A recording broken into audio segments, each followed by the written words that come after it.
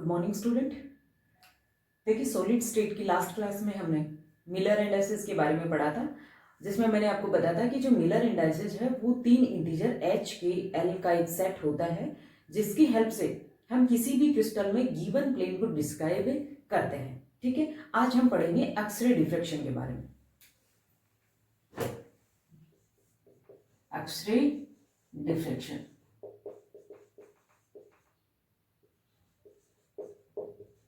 X किरण विवर्तन।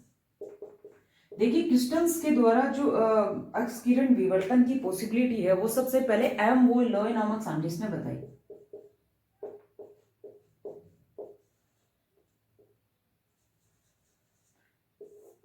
इन्होंने क्या बताया? इन्होंने ये बताया कि किसी भी क्रिस्टल पर जो आपतित एक्स किरण होगी, उस एक्स किरण की तरंग लंबाई और जो क्रिस्टल है उस क्रिस्टल के अवयवी कणों के बीच की दूरी अगर समान कोटि की है तो उस क्रिस्टल से एक्स किरणों का क्या होगा? डिफ्रैक्शन होगा। यानी कि सबसे पहले क्रिस्टल से एक्स किरण डिफ्रैक्शन की पॉसिबिलिटी किसने बताई? एम वॉन लॉय नामक साइंटिस्ट ने बताई। इसके बाद में ब्रेग नामक साइंटिस्ट आए और ब्रेग नामक साइंटिस्ट ने जो NaCl क्रिस्टल है उस पर एक्सरे डिफ्रैक्शन करवाया और एक इक्वेशन डेराइव की, जिसे हम ब्रेग इक्वेशन कहते हैं। उस इक्वेशन की हेल्प से हम किसी भी क्रिस्टल के जो दो क्रमागत प्लेन हैं उनके बीच की डिस्टेंस, या फिर मैं ये कहूं कि क्रिस्टल में जो अवयवी कण है उनके बीच की डिस्टेंस ज्ञात कर सकते हैं। इसके अलावा रिफ्लेक्शन एंगल ज्ञात कर सकते हैं। तो अब हम बात करते हैं ब्रेग इक्वेशन की, यानी हम ब्रेग इक्वेशन को किस तरह से डेराइव करेंगे। Derivation of Bragg equation.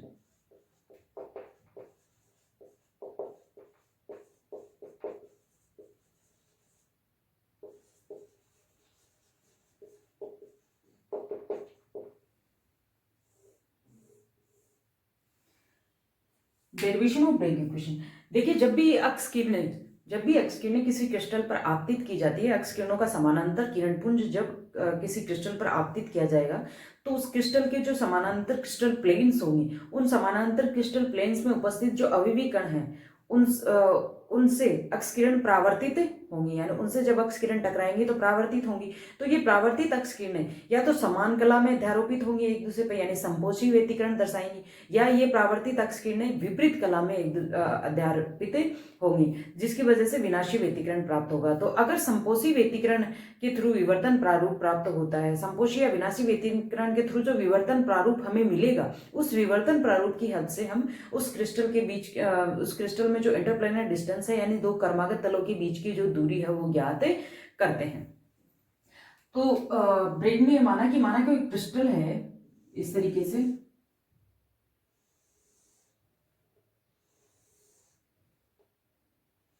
कोई क्रिस्टल है जिसके समानांतर और समदूरस्थ लैटिस प्लेन इस तरीके से हैं।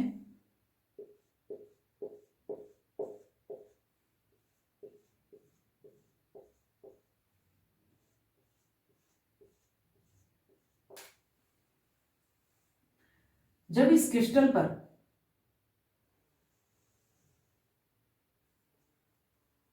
लैम्डा तरंग दैर्घ्य जब इस क्रिस्टल पर लैम्डा तरंग दैर्घ्य का कोई समानांतर किरणपुंज आपतित होता है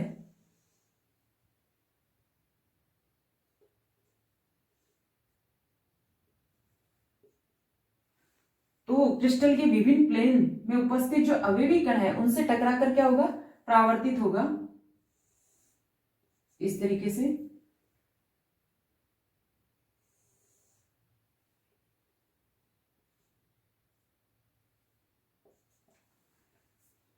मान लीजिए जो एक्स किरण है वो थीटा एंगल बनाते हुए इस क्रिस्टल के सरफेस पे आपतित होती है, और ये क्या है? परावर्तित रिफ्लेक्शन एंगल। इसको आगे तक बढ़ा दीजिए ताकि हम पथांतर निकाल सकें दोनों किरणों के बीच। इस तरीके से मान लीजिए ए है, बी, सी और डी, ये एंगल भी क्या होगा? थीटा, इस तरीके से। ठीक है, यानी ब्रेग ने माना कि कोई एक्स किरण का समानांतर लैम्डा तरंग दैर्घ्य के एक्स किरण का समानांतर किरण पुंज जब किसी क्रिस्टल के समानांतर और समदूरस्थ क्रिस्टल तलों वाले क्रिस्टल पर आपतित होती है तो जो क्रमागत प्लेन्स है उसमें उपस्थित अवयवी कणों से टकराकर क्या होंगी, परावर्तित होंगी। ये परावर्तित अक्ष किरणें या तो समान कला में अध्यारोपित होगी या विपरीत कला में अध्यारोपित होगी। अगर समान कला में अध्यारोपित होती है यानी संपोषी व्यतिकरण के थ्रू विवर्तन प्रारूप बनाती है तो इन किरणों के बीच का जो पथांतर होगा वो एन लेमडा के इक्वल होगा। अगर ये किरणें विपरीत कला में अध्यारोपित होती है यानी विनाशी व्यतिकरण दर्शाती है तो इन किरणों के का जो पथांतर है, दोनों किरणों के बीच में जो पथ का अंतर है वो एन लेमडा बाई 2 के इक्वल होगा। हम ये मान लेते हैं कि ये जो किरणें हैं, जो परावर्तित अक्ष किरणें हैं वो समान कला में अध्यारोपित होती है यानी संपोषी व्यतिकरण दर्शाती है। तो इन दोनों किरणों, परावर्तित जो अक्ष किरणों है उनके बीच का जो पथ का जो अंतर होगा वो किसके इक्वल होगा, एन लेमडा के इक्वल होगा। यानी कि मैं कह सकती हूँ पथांतर इक्वल टू क्या होगा, एन लेमडा। और दोनों किरणों के पथ का अंतर कितना है, देखिए ये दोनों किरणें यहाँ तक बराबर है, इधर से ये दोनों किरणें यहाँ तक बराबर है, लेकिन ये वाली यहाँ से लेकर यहाँ तक की इतनी जो डिस्टेंस है वो ये जो सेकंड किरण है उसकी ज्यादा है। यानी कि पथांतर कितना आएगा दोनों के बीच में, B D plus C D, B D plus C D equal to क्या आ गया, n lambda. But B D किसके इक्वल है, सी डी के। ये दोनों लंबाई एक दूसरे के इक्वल है तो क्या होगा, 2 बी डी बराबर क्या होगा, एन लेमडा।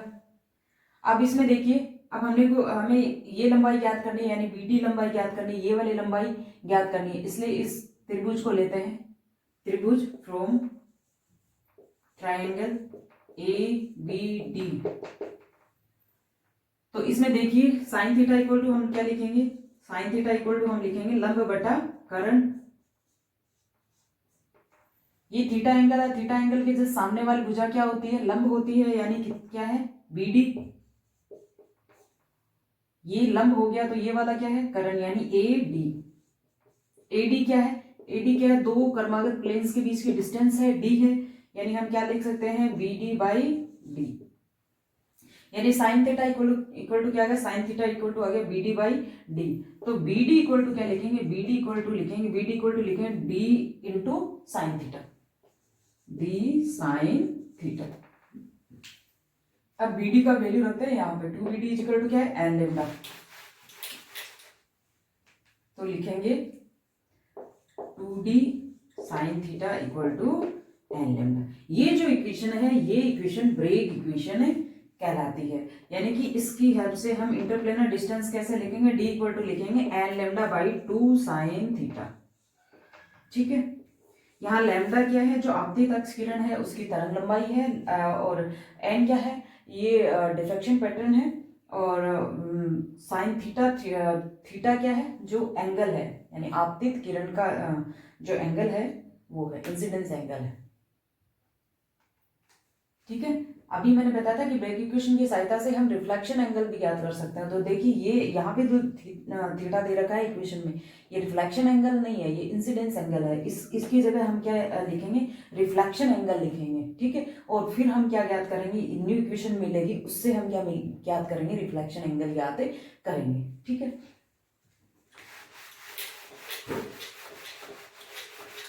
था अक्सरे डिफ्रैक्शन, यानी किसी भी क्रिस्टल के से होने वाली एक्सरे डिफ्रैक्शन की पॉसिबिलिटी सबसे पहले वॉन लॉ ने बताई। उन्होंने ये बताया कि किसी भी क्रिस्टल के द्वारा एक्सरे डिफ्रैक्शन तभी होगा जब वो आपतित अक्ष किरण जो है उसकी तरंग लंबाई और जो क्रिस्टल है उसके अवयवी कणों के बीच की जो दूरी है वो समान कोटि की होगी। उसके बाद में ब्रेग ने ये बताया कि जब ब्रेग ने NaCl क्रिस्टल पर एक्सरे डिफ्रैक्शन करवाया और ये जो इंटरप्लेनर डिस्टेंस ज्ञात करने का फॉर्मूला है वो ज्ञात किया, जैसे हम क्या कहते हैं, ब्रेग इक्वेशन कहते हैं। ठीक है, आज के लिए इतना ही, बाकी नेक्स्ट लेक्चर में।